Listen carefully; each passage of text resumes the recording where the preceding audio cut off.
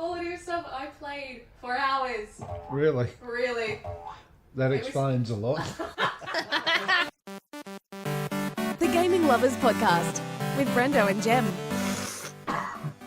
This podcast was brought to you by Kleenex because we're using so much of it while we record this episode of The Gaming Lovers. Asterix, we're not actually sponsored by Kleenex. Let's just make that completely clear. On a legal standpoint, that was a parody, and yeah, we're both incredibly unwell. Mm-hmm. And that is the disadvantage of a weekly podcast. You'll hear us at our best. You'll hear And us our worst. at our snottiest. G'day, I'm Jem. And I am Brendo. And this is The Gaming Lovers Podcast, episode number 19. In this episode, we're going to be having a little look at examples of when not only real-world brands have ended up advertised inside of video games, but sometimes video games are basically designed purely to promote certain products. Yep. Very interesting. Yes, indeed.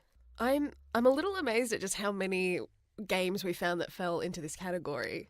It's a little scary. Yeah, well, there are, especially back in the early 90s, those 2D platformers you could make quite cheap, and it seems like every mascot of every food company had its own little game. We'll Yes. talk about those later on. There's some that were repeat culprits as well. Oh, goodness. So we're going to dig through some of them this episode of the Gaming Lovers Podcast. Before that, though, gaming goals. Have you managed to get much done in your weakened state? The thing is, right, I'm relatively more healthy than you. I'm not the healthiest man on the planet, but you seem to get sick more often than I do. Yes, I do have a weak immune system. So I, gear up, head off to work, and there's my wife, snuggled in bed, due for a day of Netflixing while she recovers from a cold. And I think to myself, oh, that's something to look forward to. Next time I get Being sick. sick looks like so much fun. I'm busy with work a lot. We've got a couple other endeavours that we do, this podcast being one of them. Mm-hmm. Chews up a bit of time. So I'm thinking, all right, next time I get sick, this is going to be fantastic. I'm going to sit down. I'm going to just play games, clear out this backlog, think of all the hours. I won't be going to work. I'll have less need for sleep because, I don't have to be fully functional. It'll be great. In reality, I have had so little energy, I cannot even video game. I have had splitting headaches. I cannot video game. I can't even watch TV. It's 'Cause it been hurts your eyes. podcasts and darkness for poor snuffly Brendo this week. It's not fun. It's not fun. That's not it.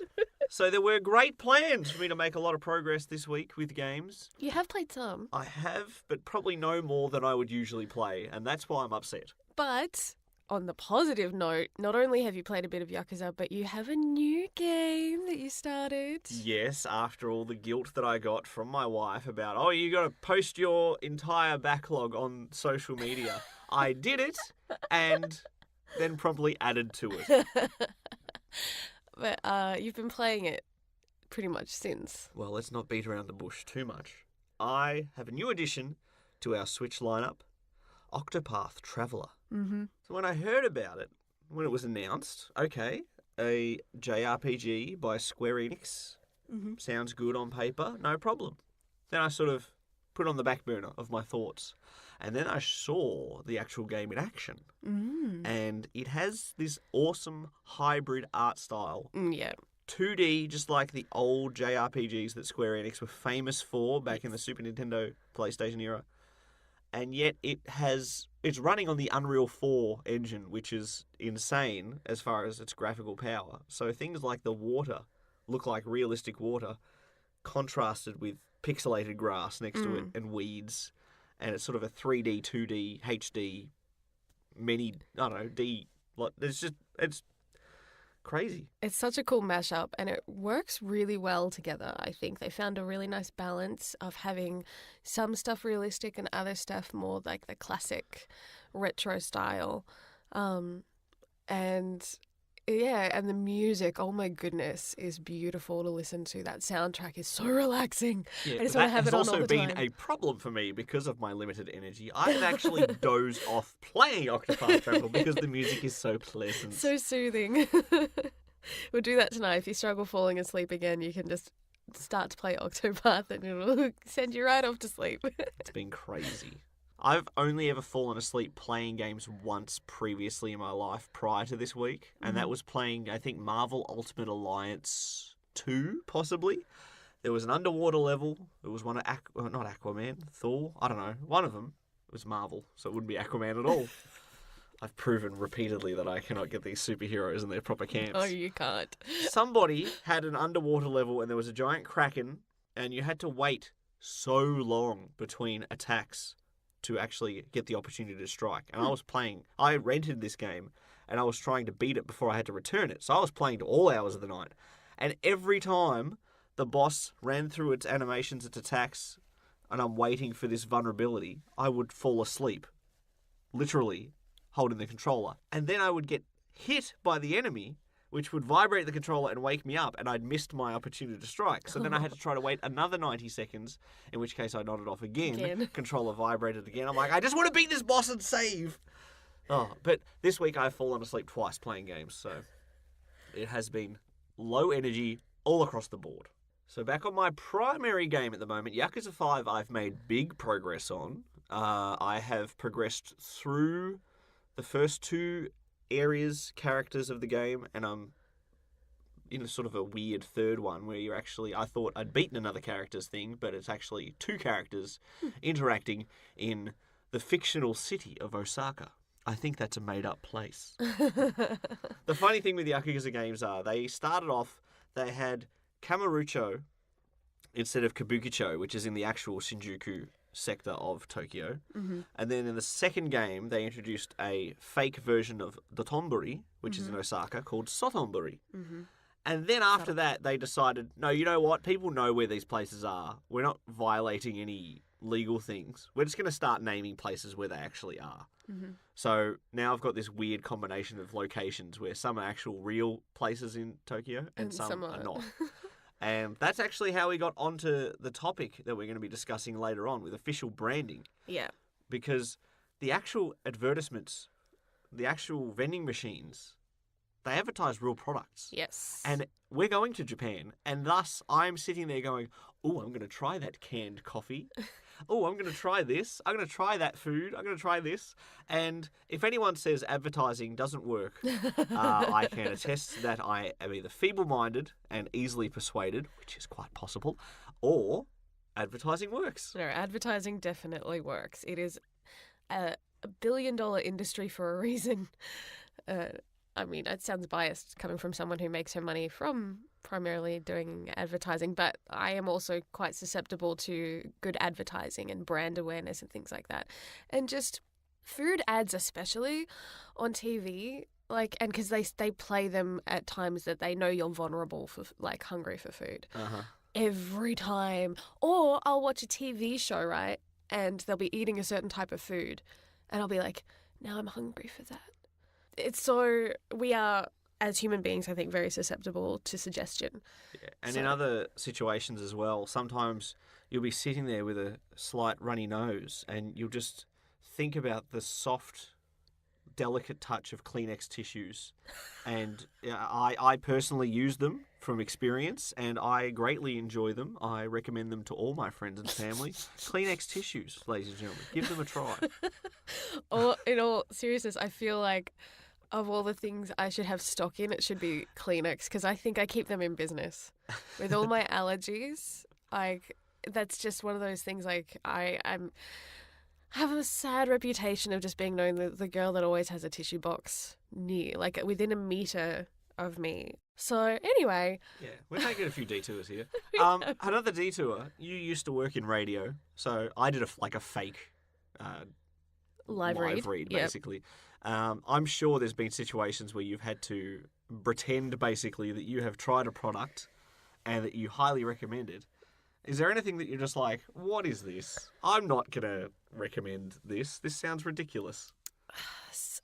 Sometimes a lot of the live reads weren't so much for legal reasons. We weren't actually allowed to put too much of a personal spin on most of them. Okay. We had to read it word for word, but we had to make it sound natural. That was the trick. So actually doing a lot of those live reads back in my early radio days kind of helped me have more of a conversational tone for when I do ads now. That's one of the main things I get booked for, is making it sound real and not really salesy and in your face kind of, which is just, you don't hear that as often these days. That's not the trend, I guess, as far as advertising goes. People want ads to sound conversational and like a friend is saying, hey, look, this is awesome. Why haven't you tried this? And yeah, so that was the trick, was trying to make really bad scripts sound natural and conversational. Yeah, especially when the word choices aren't what you would actually use in your everyday lingo. It very rarely is, unless you get a really good copywriter, which is very rare, especially in community radio. I'll drag us back on topic. Yeah. Yakuza 5, I've played as a butt-kicking taxi driver. I've played as a big, tough mountain man hunting bears. And I have now also played as a 17-year-old girl who is aspiring to be an idol. Yes. And that is like a pop star in Japan. I have done rhythm games where you've got to push appropriate buttons to the beat to Have dance battles. do an actual performance. I I've love done it. handshaking mini games. Yes, there's more to handshaking than you could possibly imagine. Do they use like hand sanitizer afterwards? No, basically you want to move through the line relatively quickly, but you want to make sure that the Everyone's people happy. gets their appropriate amount of handshaking. And some of the overly enthusiastic supporters, the security gets a bit iffy on and start walking towards you. You've got to sort of flash them a little grin, saying, hey, it's okay, buddy, I got this. While they're saying, oh, your hair smells beautiful. Why, thank you. Yeah, basically. And you have to have conversations with them as well, just like that. So there you go. I've truly lived the Japanese experience. I've tried a little bit of everything. One part that not that I've ever had a huge amount of that kind of experience, especially working in radio, you have a certain level of privacy that most other entertainment mediums don't have.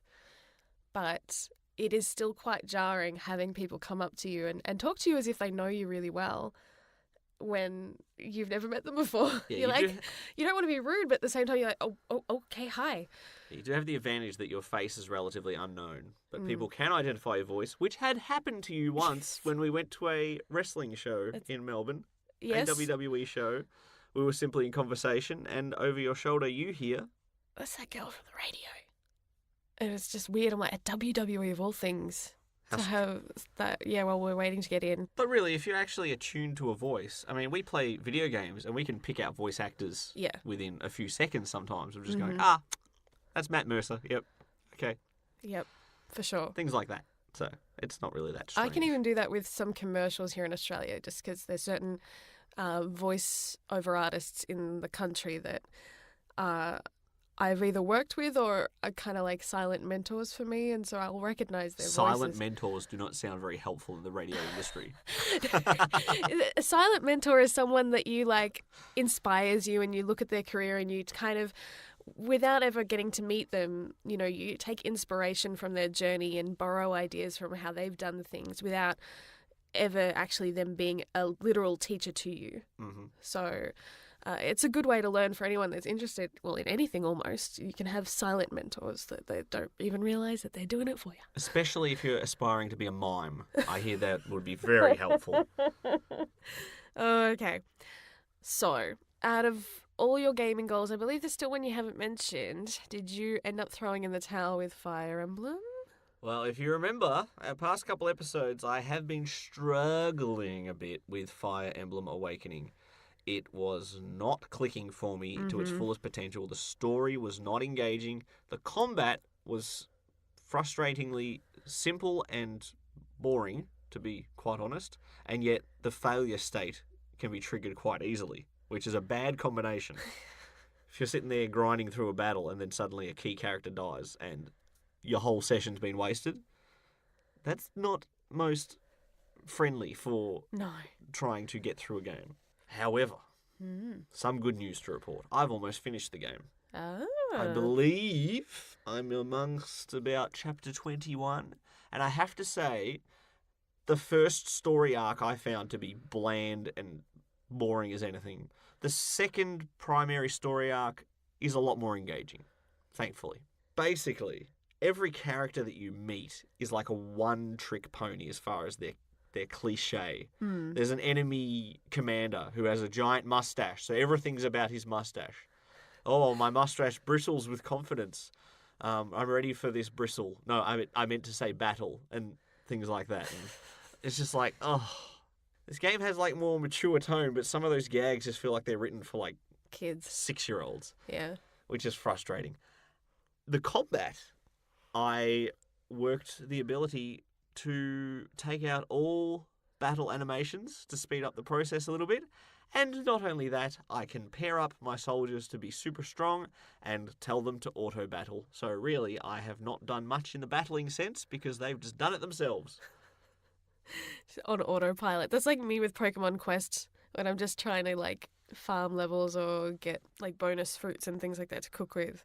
I'll just be like repeating like a level that's a kind of a little bit below their level so that way I know that they'll survive, and just put it on autoplay and I can put it down and do something else. Yeah, well, that's just it. The story has improved, which was a weakness. The combat I've made simpler, which was also a bit boring. So by those two things combined, it feels a bit weird to simply just be going through the motions, though, just to get through a game instead of actually enjoying it. I'm like, oh, I can get through a chapter. It feels like homework. I can get through a chapter of this tonight, and then I'll just put it back in my bag for tomorrow. That's fine. Yeah. But it's not as good as I thought it was going to be. But not all games can please everybody to the maximum ability.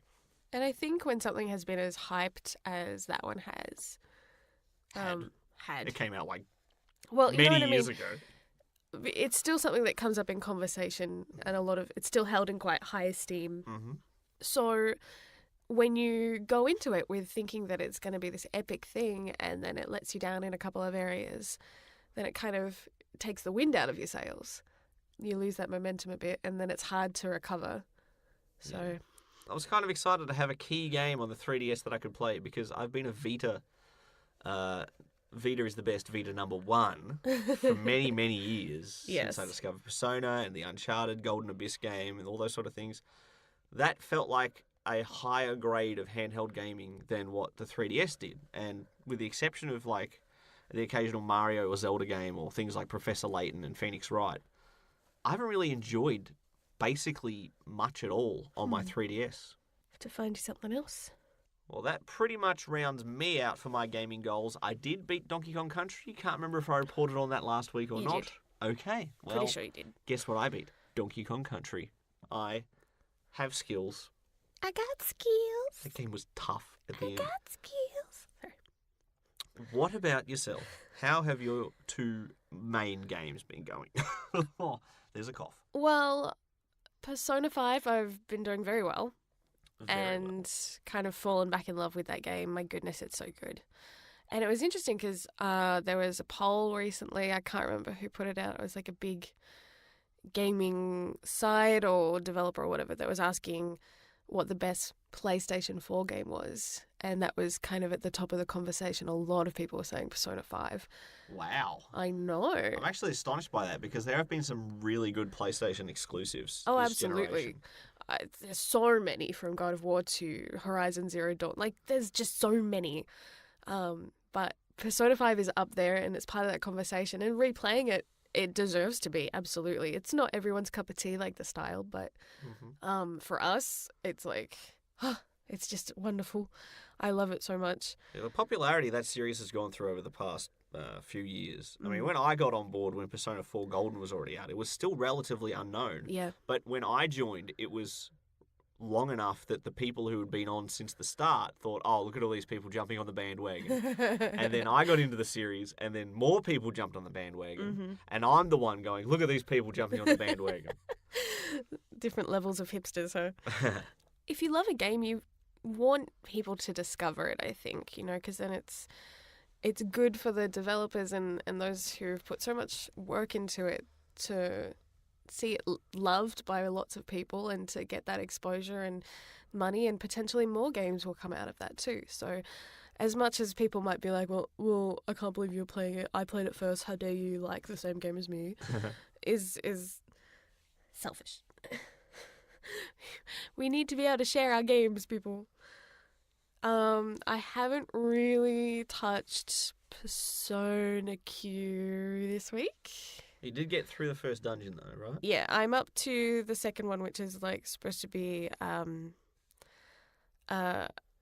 group date cafe style thing.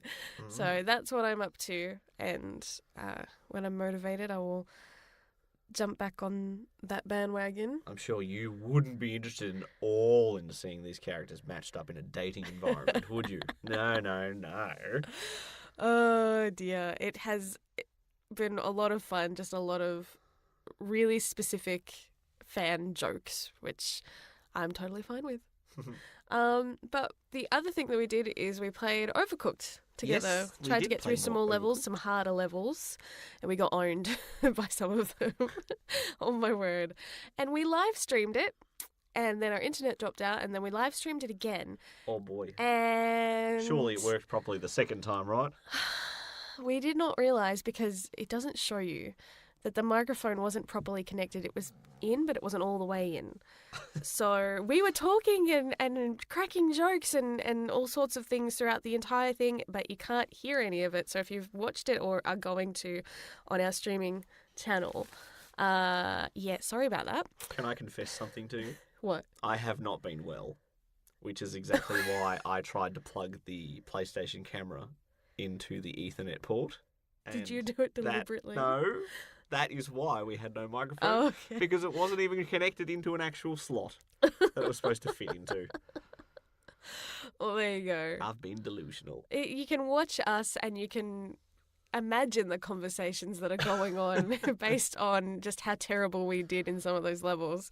But yeah, we can take another crack at that. Maybe when we're feeling a bit better, I think. Look forward to the Jem dub of that, where she dubs over both of our voices using her amazing talents.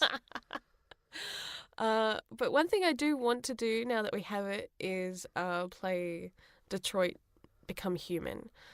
And I'm not sure whether to live stream that or if my sister needs to be here to watch me play that. I'm not sure what the deal is. So once I confirm with her, then that potentially could be started this week or at the very least very soon before we go overseas. See, that's one of those things. I have 3 days off, but I feel like garbage. So this would be, if you have 3 days off and there's a new narrative game, that is like the dream scenario.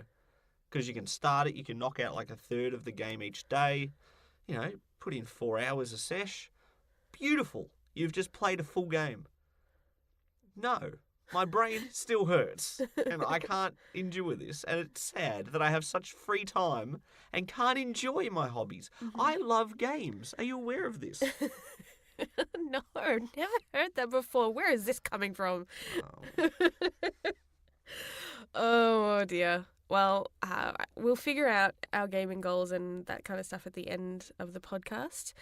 In the meantime, it's time to look at some of the most atrocious product placement and product video games that the video game industry has to offer. You're listening to the Gaming Lovers Podcast. Want to join the conversation? Visit thegaminglovers.com. Record your comment or question by clicking on the button on the right-hand side, and you could be featured in the next podcast. To get us started, I want to go back to my childhood and probably the most notable thing for me as far as a big company making a video game out of their products. And I just want you to listen to the gloriousness that is this rap from a McDonald's game.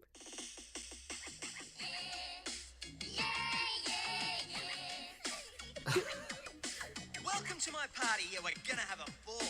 All my happy friends are here, so let's go meet them all. Of what? There's naughty little hamburger. He's really so much fun. He likes to laugh. He loves to play. He's always on the run.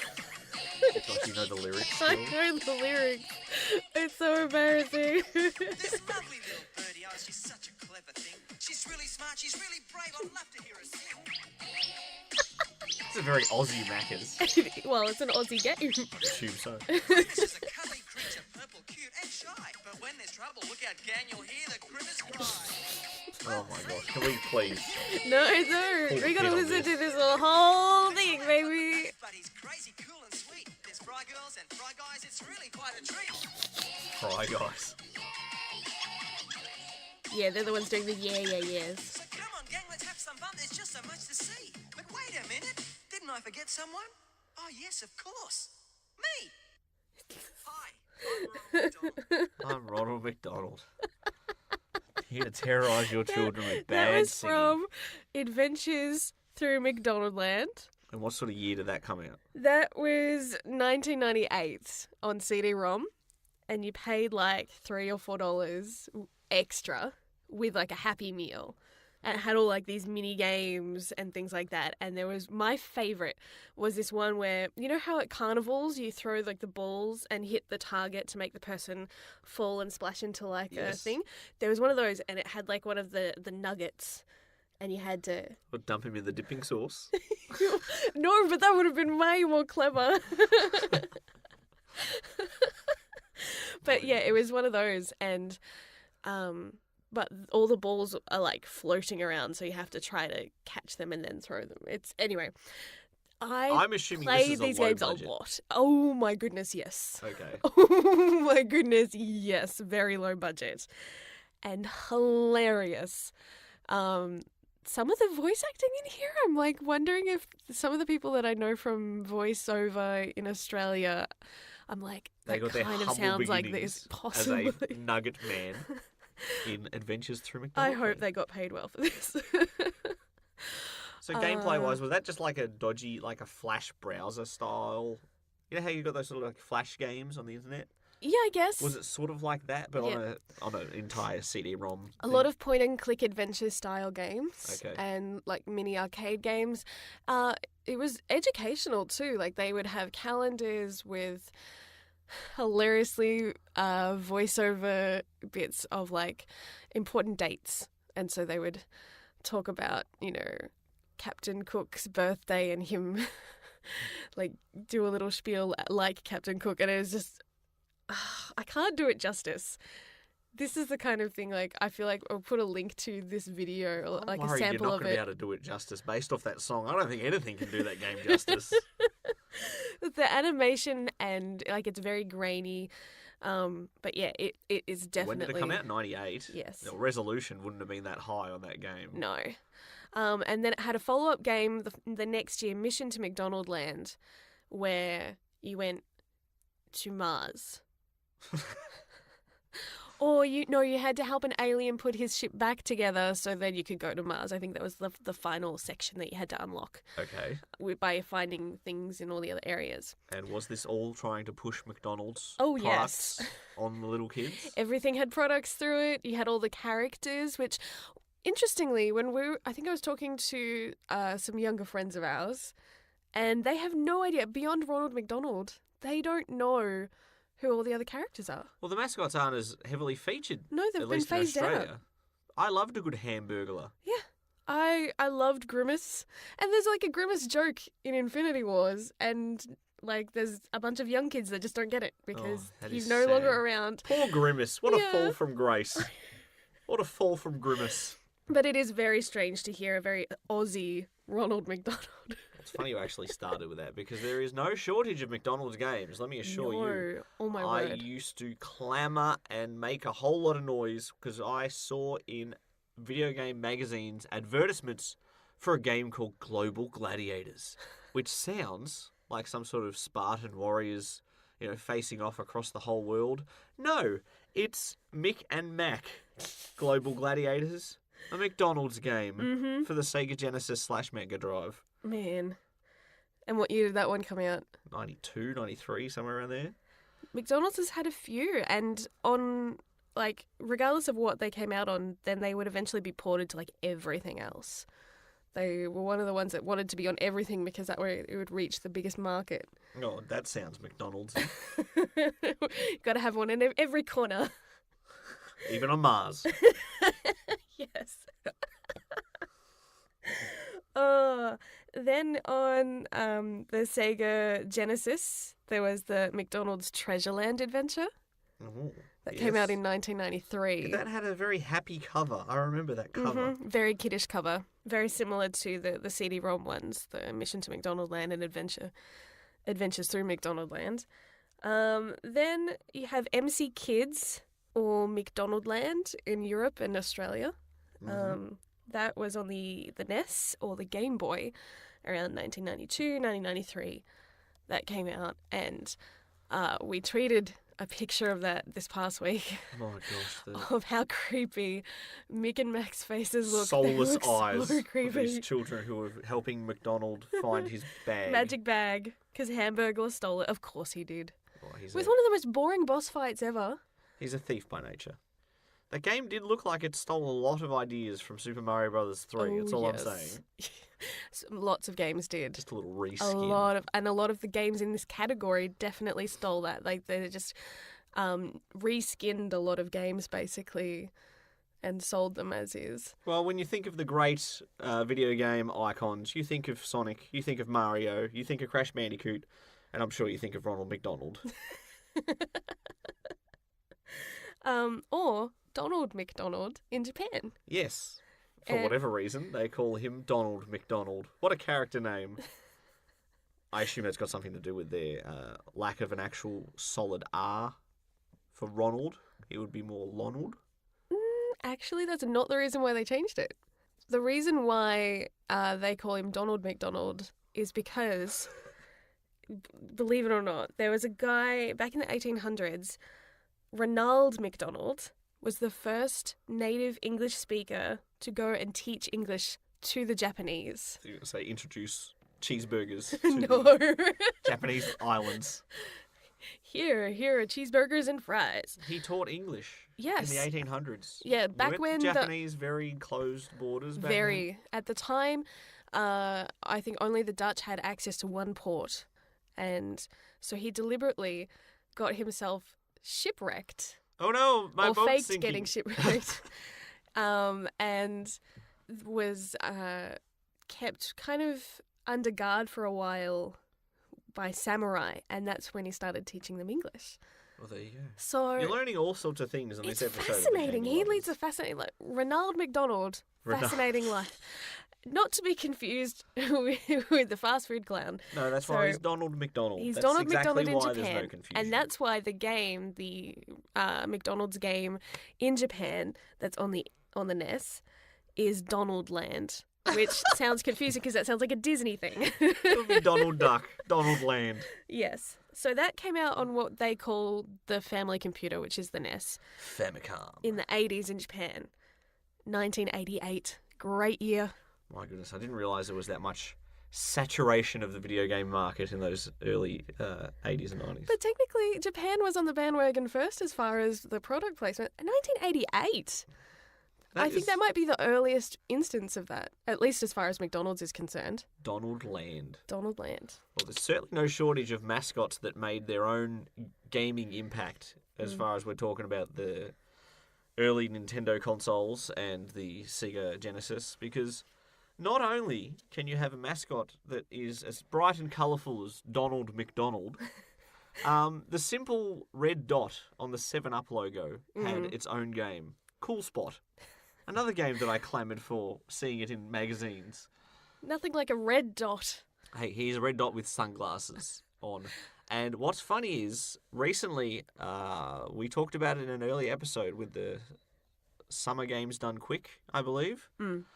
I sat and watched a speed run of Cool Spot, You did too. and my goodness, the pace that those people were throwing that little dot through that level was insane.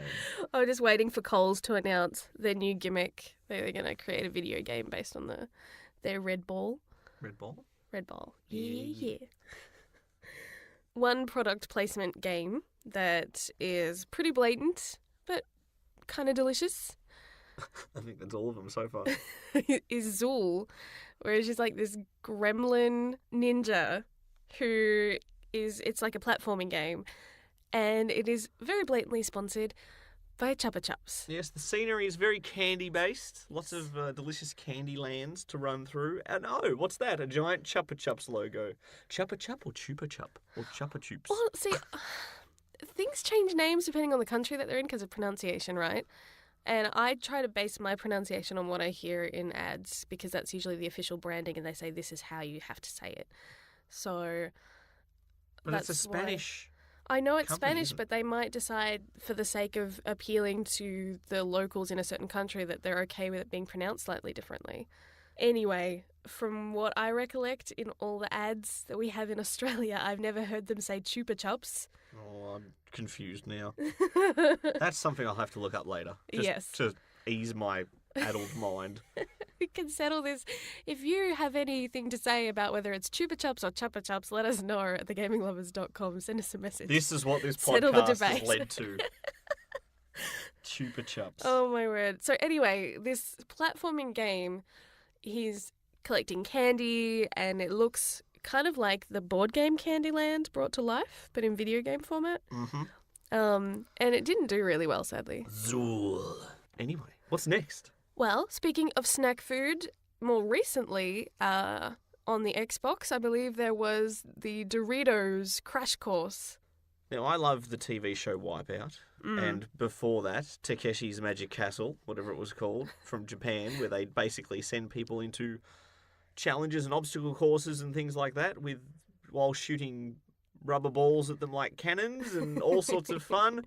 I just love watching people take spills and sneak attacked by a trapdoor and things like that while they're trying to navigate over water. Mm-hmm. And Doritos wanted in on that action, so they made Doritos Crash Course. Doritos have always been associated with gaming. Mm-hmm. It's almost like the default. Get the Doritos, get your Xbox controller, and the games begin. The problem with eating food like Doritos, especially if they're the ones covered in like the cheese dust, Well, that's... is that they're quite messy and then you don't want to touch your controller after eating some. So I know like that it's kind of synonymous, but at the same time, I actually don't like eating messy food like that when I'm playing games. So not only do Doritos have their own obstacle courses that your Xbox avatars can run and jump through in head-to-head competition, they also existed after the Cold War. Would you believe it or not? Doritos and Mountain Dew featuring heavily in the 1970s. Oh, wow. Metal Gear Solid Peace Walker. Where else would you expect to find Doritos and Axe body spray and Mountain Dew? Let me guess.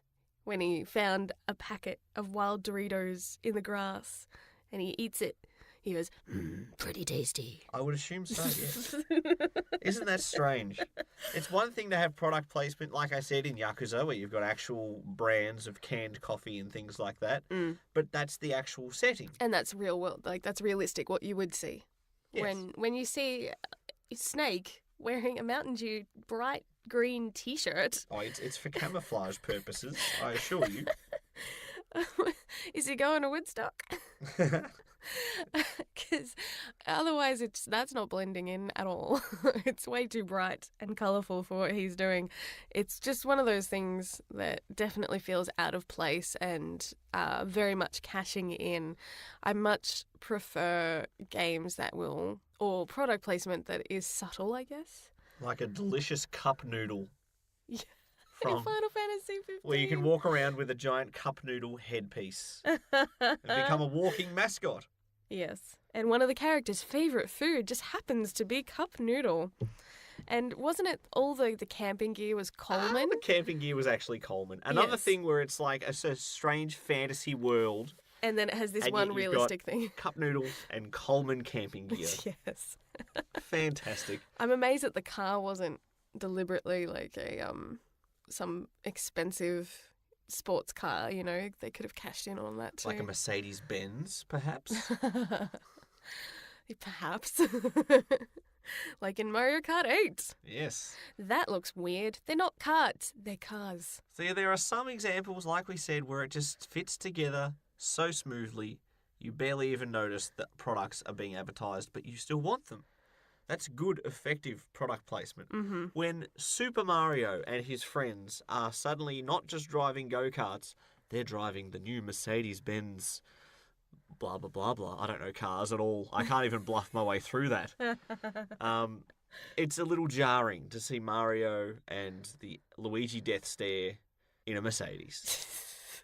Yes. And it kind of takes away from the whole, like, just the art style of Mario in general is more cartoony. Exactly. So seeing realistic looking cars is very jarring in that environment. Well, they are for awfully texture and small. stuff. They're sitting in the little car. Yes, they're miniature, but even so, like, it's still strange. There's probably people that love it, but, like, I don't know. It's, again, for me, it still feels a little too in your face. Well, while we're talking strange, let me pitch a game to you for a second. Mm-hmm. All right. It's a little bit like a Tomb Raider style adventure. Bit of magic interspersed in it. Sounds pretty good.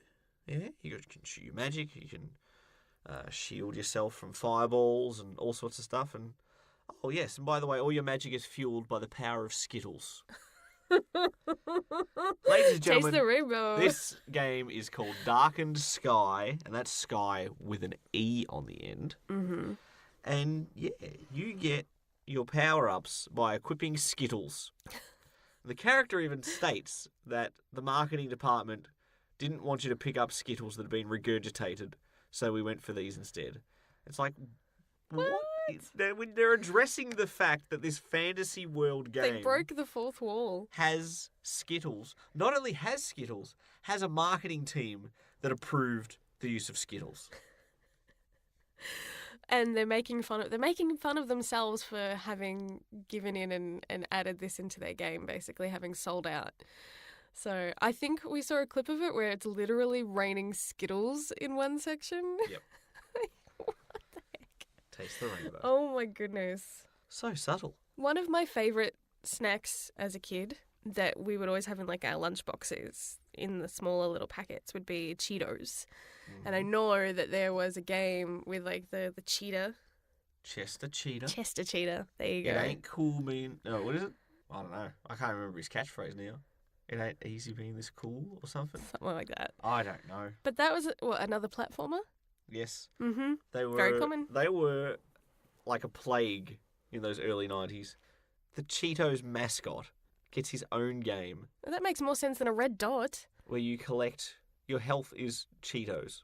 They're not even trying at this point, are they? It's like, we could get in this game business too. Oh, games are popular? They should have just Yes. stuck with Tarzos, man. They did so much better with that as a gimmick of selling their product instead of like a video game. I don't think anyone will know what Tarzos are. They're like Pogs, if you're a worldwide audience. Remember Chester Cheetah? He's back in Pog form. If you don't know what Tarzos are, Tazos. They're like little plastic discs that you would use it would play a game, but they're also collectibles, almost like playing cards or like collectible cards. Or like Pogs, which were more famous worldwide. Are Pogs like those things that you could invert? No, Pogs were the same as Tarzos. That's what I'm saying to you. But we barely barely got Pogs. That's why I don't know what you're talking about. Well, that's why I'm saying you're trying to explain what Pogs are. And I'm like, no, You're trying to explain what you're trying to Pogs are. explain what Tarzos are. And I'm saying the easy way to do it is to say they're like Pogs. You wouldn't understand if you didn't grow up in the 90s. Hey, we have Google for a reason. People can do their own research if they don't know what we're talking about. Well, How about that? How okay, about that? we're off track now. I blame the illnesses we're suffering. Bring us back on track with the greatest example that we discovered today as we were doing a little bit of research. Oh my goodness. Now, in Australia, for whatever reason, the McDonald's franchise made it across fine. Yep. KFC made it across fine. Yep. But Burger King did not. not.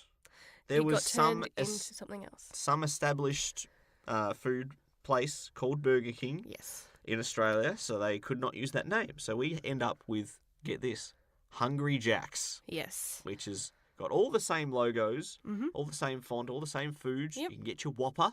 Yes. It's all good. But that's our equivalent of Burger King. Now, the Burger King himself, the American mascot, we don't have here. But boy, has he ever invaded the world of gaming in the past few generations. I could not stop laughing. The Sneak King is a game where you play as the Burger King. And he almost looks a little bit Katamari-ish, like the king from Katamari, the art style. That alone should totally sell you on this game. And It's the tight leggings, I assure you. yes, the pantaloons. And he sneaks around a neighborhood where he is looking for hungry people, not with nefarious purposes. It looks a bit seedy, the way does he look very sneaks seedy. around behind people. He sneaks up behind them, he can't be seen, and then, surprise, here's a burger to satisfy your hunger, but you have to surprise them. No, you can't just be direct. That's why It's it's called called the Sneak Sneak King. It's so creepy and hilarious, and I kind of really want to play this game now. I don't care about the burgers, I just want to play this game. Well, he showed up in bumper car games. He showed up in some sort of pocket bike racer or something, a racing game. He's going to be in the next Smash Brothers. He was in surely. Fight Night. We need to get a petition going. You can fight. Get the Sneak King in Smash Brothers. Oh my gosh. The Burger King, you mean? Well, the king from Burger. Well, I'll just call him the Sneak King. It's more likely to get Sneak King as opposed to the Burger King in Smash Brothers because Have you he's seen the the video characters game. that they've gotten into Smash Brothers recently? Everyone is in. Exactly. So Burger King's and in. he'll just sneak in, get it? Oh, I'm having way too much fun with this. Is it time to eat? Share the love. Like us on Facebook at facebook.com/thegaminglovers. So, are you feeling hungry yet from all of this product placement? Well, I've proven that I'm immune to the power of suggestion. Oh, really? Yes. Why are you eating that Whopper then? Oh, it's... And there's Doritos and that Mountain Dew? Where'd you get that? Do the Jew. All kidding aside, can you tell me, what does the TV show Chuck, the TV show Community, and the video game Uncharted have in common? All right, if there was only two of those, I probably would not have connected the dots. But I know for a fact that Subway is in both Chuck and Community. You trying to tell me Subway had some effort in the Uncharted franchise? It was, thankfully, much more subtle than it is in Community or Chuck. But, yes, Subway sponsored Uncharted 3. You're welcome. This is why I love this. We do our research individually at times so that we like to see if we can surprise the other with a little Yes. tidbit. Uncharted 3. Yep. I played Uncharted 3. I don't remember seeing any Subway there. Well, did you ever play the multiplayer? Not particularly. Oh, see, we don't usually do that. It's very rare That's that we not do. why I play the Uncharted series. Exactly, we play for the story, the linear campaign. But in the multiplayer, you could eat a foot long. There were things that you could Promotional equip. items. My goodness. That gave you boosts. And get this, there was even an ad for Subway that was on TV in the States that Nathan Drake was talking about how great Subway is. My goodness. I want to me. find that. I got to find that commercial on He has YouTube fallen. later. I can't believe he would reduce himself to that. I wonder if Nolan North got paid well for doing that. Hey, I'm Nathan Drake. If you're the adventurous type like me, then get in on the Subway Taste for Adventure. Subway, where winners eat. Ow. My goodness. It exists. And he was doing it all while falling down a truck and all sorts of things. Oh, man. So, yeah. If that were me, I'd I'll be like, honest, I didn't believe you at first when you said that. But, well, it's true. I know my advertising. Now, one of the ones that I actually greatly enjoyed back in the day, good old round of Crazy Taxi on the Sega Dreamcast. Yes. Now, for that, you would be like in a fictional city and they go, hey, take me to the church, man. You got to get there as soon as you quickly can. Mm-hmm. And then you get the bigger tip and you get more time to continue playing because it's one of those arcade games that started off. The Dreamcast had very similar technology to the Sega arcade cabinets, which meant they could easily port games that were successful in arcades to the home console, the Sega Dreamcast. How could it possibly go wrong? Oh, that console did not survive. Crazy Taxi, however, also had many brands in it, including KFC and Pizza Hut. Now, I just thought this is just another one of these situations where a company comes to the game developer and says, hey, we would like to put our products in your game. Is that okay?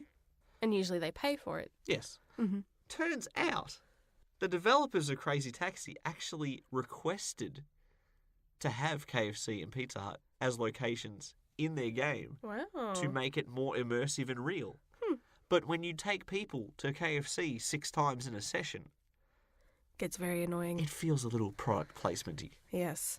And so they had to get special licenses for that, right? So once they expired and they redid those games, You are correct. We they played no it longer recently. had them. You can get it on the Xbox these days. Mm-hmm. It was one of the free games with gold somewhat recently, a few months back. And sure enough, no more KFC. It is like a SFC or something. It's a fake chicken place. Yes. So interesting how that works. I guess that's kind of like when people license things out to make like Disney products, because there's a lot of people that aren't they're not official Disney stuff like from the Disney store, but they'll be their own thing, but then they can still license out the Disney name so long as they follow like a strict set of rules.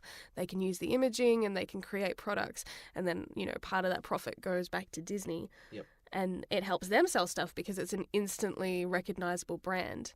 So having that linked with a video game, I think maybe they wanted to use that brand Adds the power. credibility. Yeah. It had also licensed music from The Offspring and things like that, which also have not Had made been the cut, yeah. digital download these days. So I Interesting. suppose these things have their time limits sometimes. They absolutely do. Although it's supposed to work that once like the creator of something artistic, whether it be music or like a cartoon character or a book, that once the author or creator has been dead for about 50 years or something, that it's supposed to be free to use to the public. Well, how long has Colonel Sanders not longer been with us? Not sure. I think not quite that long yet. But that's why characters like in Shakespeare and Jane Austen can be reused and added with zombies and things like Prejudice that. and zombies. But Disney has managed to put the kibosh on that to protect their stuff, because otherwise Mickey Mouse would be open to the public right now. Oh. Yeah. Anyway, I keep sidetracking on things. Well, Apologies. Colonel Sanders only died in 1980. Yeah, I I didn't thought think it it was- would be that. Many years before that, so No. that's fine. Now, we've been talking about a lot of food products and things like that, and technology in cars. Boy, am I hungry and want to drive fast vehicles. What else can you persuade me to do through video games? Well, apparently they can persuade you to vote for Barack Obama. Excuse me? I'm not even kidding. They had like billboards made to put in Burnout, one of my favourite car games. Barack Obama had billboards for his campaign in Are Burnout. you kidding me? Isn't that nutso? So, not just in Burnout, Madden, NASCAR, NBA, NHL, skate, lots of like sporting games and things like that to try to reach a new demographic, basically. That is insane. And on another side note, as far as that campaign is concerned, I'm pretty sure he also paid for like ads in front of Gangnam Style when it first went viral to be the main ad that people saw in the States when they went to watch that on YouTube. If you could control that, that would be incredibly Well, clever. people can pay for very specific ad spots. They pay a lot more for them because they're premium. But it's very clever marketing technique. And it obviously worked. I mean, he was there for 2 terms. I can understand more the games like Madden and the NHL and things like that where you're in a static area. Do you really think it would be that effective buying an ad in a video game where you're driving at 200 miles per hour flying past the scenery? If there's only like 2 or 3 billboards in that whole game and they keep repeating themselves, then yes. Okay, I suppose that's a valid point. And there are things that your brain picks up on that you may not be consciously aware that you're seeing it, but it's still logged in there, you know, like things that you kind of see in your peripheral or that you kind of take in, but you don't realize that you've taken in, which is a little almost sinister, actually. It's like with, Subliminal messages. yeah. So one could say that there is a little bit of that potentially in those. Yeah. Well, there's absolutely no shortage of examples that we could keep going through. One quick one before we do go. Sonic Adventure 2, they completely redesigned Sonic's shoes. Do you know why? Let me guess. A shoe company wanted to advertise. You wouldn't be wrong. And they're not only any other normal shoes, they were called soap shoes. And they actually had a arch under the middle of your foot so you could grind rails in real life. Oh, yeah. And that's why ever since Sonic Adventure 2, where he had soap-branded shoes, you can now grind rails in all Sonic games pretty much since. We can't go, though, without mentioning one of the most blatant, going kind of similar to the whole McDonald's thing where it's literally the whole game is about the product. The Ronald McDonald things, yes. Yes. Coke made a version of Space Invaders and called it Pepsi Invaders, where you use Coke bottles to shoot down Pepsi. That's pretty much it. Literally a reskinned Space Invaders. So the enemies have been replaced with the letters PEPSI. Yes. And Pepsi responds with Pepsi Man. But hang on a second here. You're advertising that you're shooting Pepsi using a Coke bottle. Yes. Okay? But you have one Coke bottle and you have like 50 things saying Pepsi, Pepsi, Pepsi, Pepsi. Doesn't that seem like it would be more counterintuitive. of a Pepsi advertisement? One would think. But then Pepsi almost shot themselves in the foot with Pepsi Man, which has been kind of gimmicked in other games. I think even Sonic pays homage to Sonic it. Adventure 2, the first level, has 2 sections that are almost picture perfectly. It's on rail, copying. and you're running and grabbing Pepsis as you run, and there is so much Pepsiness in this. It's insane. It is like ODing on Pepsi. Man. Just like me, staying at the Falcon's place for the first time. I had my 12 to 14 cans of Pepsi. And There's almost another died. debate to open up. What's better, Coke or Pepsi? Oh, it'd be Coke, hands down, I'm sure. Vanilla Coke. Oh, Pepsi Man. all right. I'm really thirsty all of a sudden. You should have some Pepsi or Mountain Dew or Mercedes-Benz. Delicious Mercedes-Benz. Before we wrap up this episode, gaming goals. Well, my goal is to get through the next 7 days without ceasing to live. And to be honest, whatever gaming I get through, I'll be happy to take it because it's been a struggle this past week. I can't remember the last time I was ill that took this long to shake. And unfortunately, I'm still in the thick of it. And I'm not just talking about the mucus in my lungs. Oh, gross. I am going to continue playing Personas. I'm going to say plural because I got 2 going. And I have very much neglected my visual novel. But I might actually go back to it this week since I am feeling under the weather. And when I'm sneezing a lot, it's hard for me to play certain games because like I can't concentrate on what I'm doing because I have to keep blowing my nose. If you have to rapidly react to button presses when not your good. nose is dribbling and you have to make that conscious choice, no, I have to keep my hands on the controller. Just let it run. I can't do that, especially with games like Mass Effect where you've got those like triggered events that pop up at random QuickTime during events. cutscenes. QuickTime events. Yeah. Speaking of which, Shenmue 1 and 2 HD came out this week. It's exciting. I might have to buy it. You want to explain why that's relevant to QuickTime events? Well, they actually brought in the very concept of QuickTime events for better or for worse because there you they go. have been used quite badly in some games, Yes. but also quite innovative.